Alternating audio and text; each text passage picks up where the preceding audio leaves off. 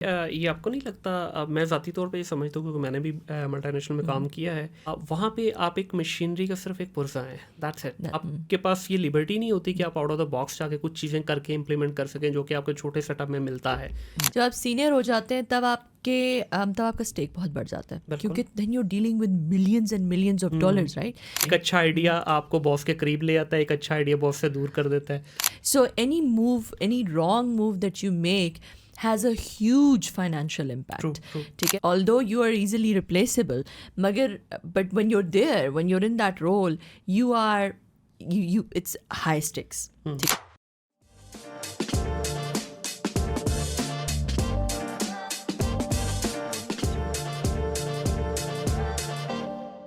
ये आपको नहीं लगता मैं ज़ाती तौर पे ये समझता हूँ क्योंकि मैंने भी मल्टीनेशनल में काम किया है।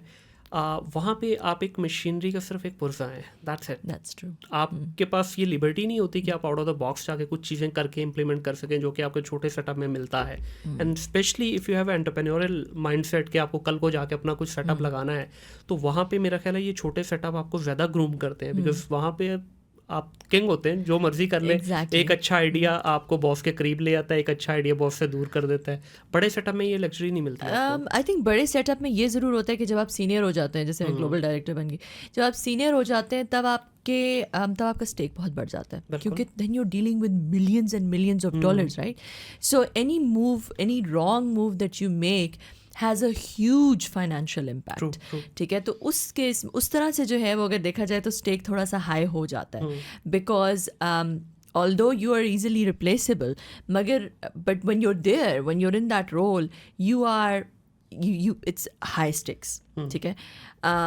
छोटे सेटअप में ये होता है कि स्टेक्स भी फिर लो होते हैं. बिल्कुल. फाइनेंशियली अगर देखा जाए तो स्टेक्स थोड़े से लो होते हैं, मगर आप यू फील लाइक कि आप बहुत एक ऐसी चीज़ में when you're building something, and अगर आप वो ना होते, मतलब it's your idea, it's your baby, your building it, आप एक नई चीज़ बना रहे हैं, तो वो जो उसके पीछे एक डोपामीन की फीलिंग होती है, जो आपको लग रहा होता है कि भाई ये वो चीज़ है जो कि मेरी है, दिस इज़ लाइक एक ये आइडिया भी मेरे पास ही आया, and this is something I am doing, this is my legacy, this is the value addition that I am bringing to the world.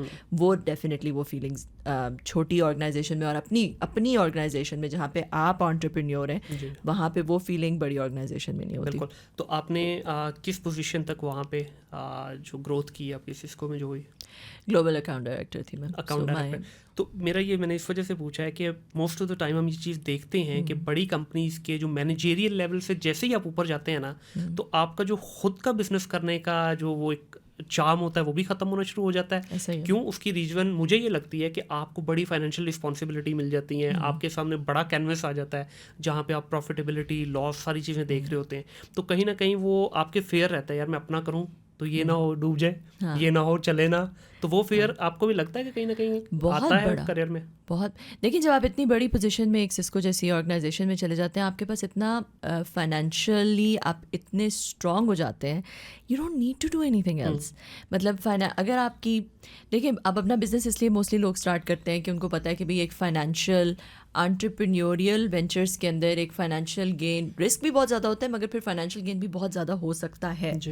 मगर जब आप इस तरह की ऑर्गेनाइजेशन में, कॉर्पोरेट जॉब में इतनी हाई लेवल पोजीशन पे चले जाते हैं, तो फाइनेंशियल इंसेंटिव ख़त्म हो जाता है आपका जो एंटरप्रेन्योरियल, क्योंकि जितना भी आप कितने साल लगाएंगे तो आप वहाँ तक पहुँचेंगे जहाँ पे आप ऑलरेडी हैं उस फाइनेंशियल उसमें. But at the same time risk भी तो उतना हाई हो जाता है ना, जितना आप बड़ी पोजीशन पे जाते हैं तलवार उतनी ही आपकी तरफ बार बार आती है. मगर क्योंकि आपके वहाँ से तो हो सकता है आप फायर हो जाए उस बड़ी ऑर्गेनाइजेशन में, मगर आपके साथ एक टाइटल लग गया तो कोई और आपको, Cisco, AWS, Google, Microsoft, there's so many organizations, SAP.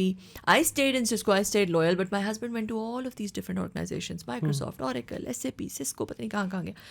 तो it's you can go somewhere else. Even if इस तरह की organizations they lay off और उसमें redundancy भी हो जाए, कुछ भी हो जाए, तो आपके पास और जगह जाने की है. तो I think it's not the financial incentive. मेरे लिए भी financial incentive नहीं था. अच्छा, आपको जी प्लीज़. फाइनेंशियल में जो है वो I was very very well settled, बल्कि मेरा यहाँ पे आना was a huge financial setback. बिल्कुल ऐसे होता है.